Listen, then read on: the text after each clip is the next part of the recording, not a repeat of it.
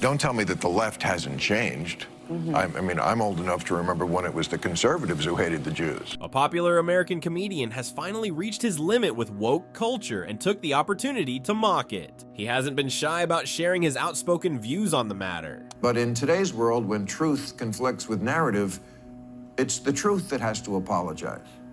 Being woke is like a magic moral time machine where you judge everybody against what you imagine you would have done in 1066, and you always win. Woke culture centers on identifying and addressing social injustices tied to race, gender, and identity. Its advocates strive to confront inequality and push for fairness. Yet this topic is highly sensitive and often sparks heated debates, as critics argue it sometimes overreaches, either by rewriting history or becoming excessively politically correct. Bill Maher, a renowned comedian, writer, and political commentator, didn't shy away from voicing his strong opinions on woke culture during his appearance on The View. His remarks were so bold that even Whoopi Goldberg seemed poised to dive into the controversy with her own perspective. Defend that on the other side very easily. But before we go, I want to say... No, we're not going anywhere yet. Okay. Later in this video, you'll see just how effectively Bill dismantled woke culture with his arguments. However, the term woke can often be misunderstood and even provoke strong reactions. Before diving into his critique, Bill took a moment to touch on this very issue, stating the following. Absolutely a great thing.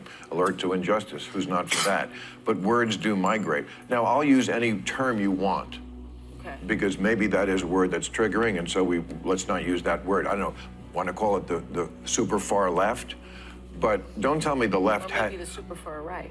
Well, he's talking about the left. Well, then okay, but we talked about that. The subject of woke culture is highly controversial and sensitive, making it difficult to discuss. Even Bill Maher, known for his bold and often provocative opinions, approaches it with caution. It almost seems like he's trying to avoid getting too deeply involved in the debate. So, the term woke has been, in my view, co-opted by the right and weaponized and bastardized. And so I was surprised to hear you use the term because historically, as you know, because I think you're quite brilliant, that woke is a word used by the Black community to note that we must be aware of social injustices. But words and migrate. So why is that a bad thing? It's not a bad thing, and originally that was absolutely a great thing.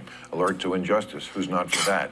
But words do migrate. Now, I'll use any term you want. Okay. Because maybe that is a word that's triggering, and so let's not use that word. I don't know, want to call it the super far left? But don't tell me the left Or maybe the super far right.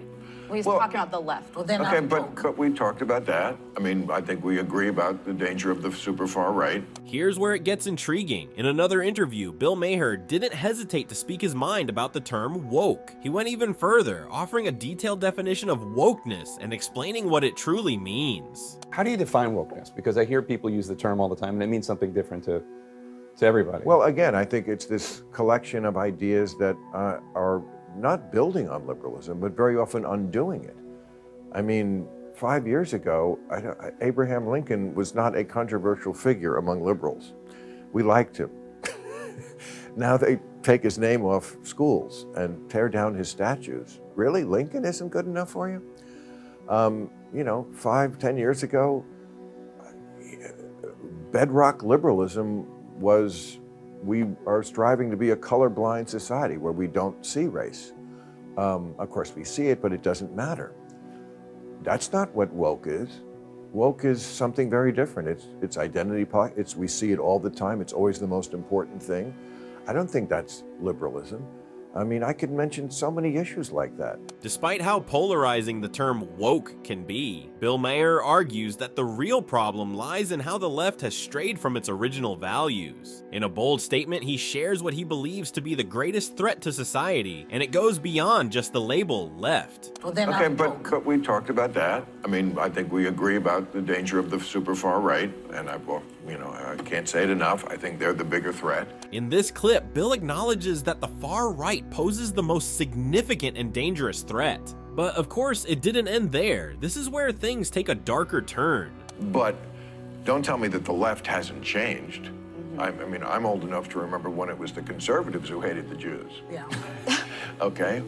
That was a joke. But, too dark. dark, too dark. There was an awkward, silent moment after his comment. It might seem like a dark joke, but Bill stands by his statement, insisting it's true without backing down. If you're familiar with Bill Maher, you can tell he's holding back a bit in this interview. Bill has a history of tearing apart woke culture in previous interviews. For example, in his September 30th, 2023 interview with DeSantis, Bill didn't hesitate to share his unfiltered views on wokeness. I'm fed up with woke too. That's why I have trouble with friends in Hollywood. I'm an old school liberal, and that's a whole different thing than woke. And I'm sympathetic to you because, you know, you very often take on an issue where I feel like, yeah, there is crazy stuff going on in schools. There is crazy stuff. But the problem is, it doesn't resonate with a lot of people who don't see it for whatever reason.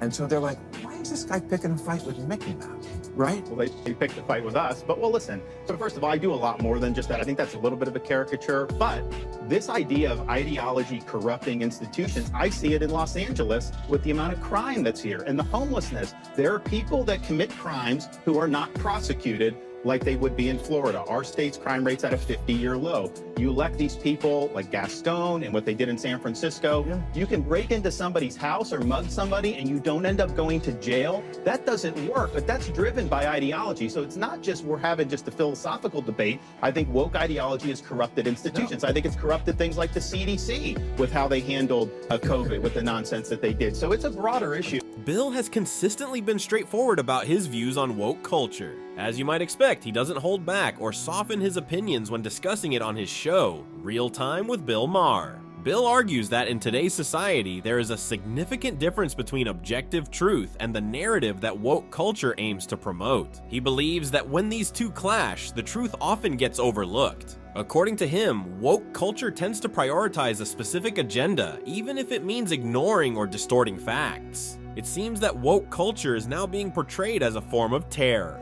However, when Bill was asked about terrorism and Hamas, his response was particularly intriguing. Let me tell you, if you're for Hamas, just live in Gaza for a day. And I'm not talking about while the war is on. I mean before the war.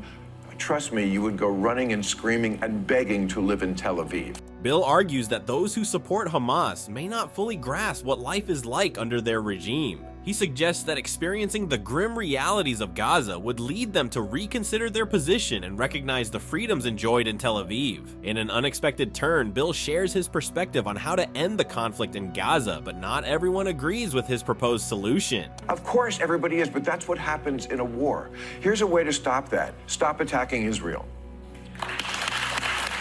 As you can see, only 2 women applauded, while the other 3 stayed silent. This clearly indicates their disagreement with the notion that Israel should stop being attacked. Following this, Whoopi interjects, highlighting that the media tends to showcase only selective aspects of what is truly happening in the world. I have a question for you, because I don't know if you've noticed what I've noticed, but I find that oftentimes when I'm watching the news, I'm only getting portions, because one of the things that happens, I was listening to you talk about the kids that had the Hamas flags.